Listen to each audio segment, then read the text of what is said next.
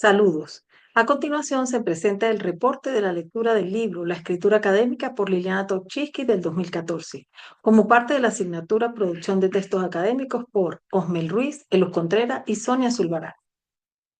La escritura académica. El reporte tiene como propósito presentar el resumen de las ideas esenciales del libro, La escritura académica, de Liliana Topchinsky de 2014. Se muestra la importancia de la escritura en los trabajos académicos, ya que estos tienen funciones como transmitir e intercambiar información, generando identidad social, de esta manera permitiendo que se formen las comunidades científicas o disciplinar, producir y difusión de conocimientos.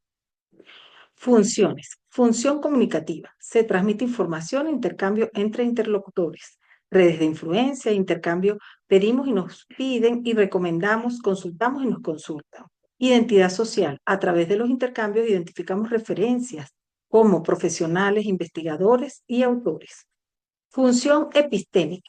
Razones más importantes para escribir mientras se investiga debido al efecto clarificador y organizador que tiene la escritura. La redacción es parte del proceso de la investigación. Comunidad científica o comunidad disciplinar. Tiene maneras típicas de comunicarse. Son comunidades discursivas que se integran y perfilan. Publicación es el mecanismo o promoción de las instituciones académicas donde se evalúa el rendimiento de los profesores, permitiéndoles ascender en los peldaños de la carrera académica. ¿Para qué escribir? Hay dos razones fundamentales. Primero, el efecto epistémico de escribir. La escritura modifica la comprensión del asunto sobre el que redactamos, la traducción de lo que pensamos a lo que escribimos y la revisión de lo escrito a lo pensado. Como segunda, tenemos la función pedagógica de la escritura. La mejor manera de aprender es escribir escribiendo. Mejora con la práctica. Por estas dos razones, conviene redactar a lo largo de todo el proceso de investigación. ¿Para qué publicar? Acrecentar saberes, difundir trabajos y multiplica a los lectores. Función académica y comunicativa de la escritura. La publicación permite una participación más activa del investigador. Se abren más posibilidades de intercambio con otros investigadores. Al publicar, el investigador pasa de ser lector a ser interlocutor. Lista de control y algunos consejos. A partir de los puestos, sugerimos no separar investigación de redacción, tomar notas, redactar párrafos y planificar el texto mientras se investiga. Escribir cada día. Escoger cuidadosamente la revista donde se publicará el artículo. Procesos de composición y productos textuales. Para redactar, se realizan tres actividades básicas. Primero, planificar. Se anticipa lo que se escribe.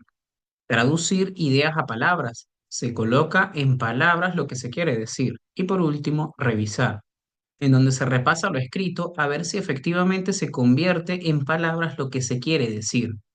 Estas actividades dependen de tres factores: el estilo personal de redacción, el conocimiento del tema y la práctica. Lista de control. Para generar un buen texto, debe cumplir ¿qué? Primero, saber qué, a quién y para qué se redacta un texto. Tener claras las reglas y las características que se deben aplicar en un texto, identificar el estilo personal, planificar, redactar y revisar y reescribir. Organización global de los textos como factor de coherencia. Dentro de las características que debe tener un texto científico, independientemente de la especialidad disciplinar a la cual pertenezca, de tal manera que se garantice la coherencia y cohesión del mismo, se tiene la organización global. Los artículos de investigación se caracterizan por tener una estructura fija, la cual es título, resumen, introducción, metodología, resultados, tablas y gráficos y discusión.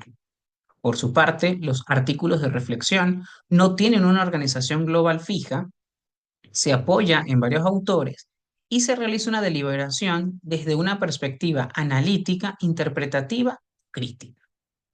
Por su parte, dentro de las citas se tienen las literales, que son textuales o directas, las no literales, que son parafraseo, y las integradas y no integradas. Mecanismos de cohesión.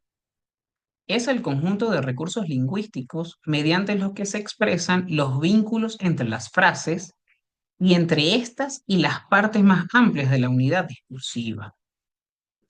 Es decir, los mecanismos de cohesión son procedimientos lingüísticos que aseguran o refuerzan la coherencia textual, aseguran la progresión de la temática, y algunos de estos son la repetición léxica, en donde no se deben repetir las palabras en un mismo párrafo para evitar dudas en el lector.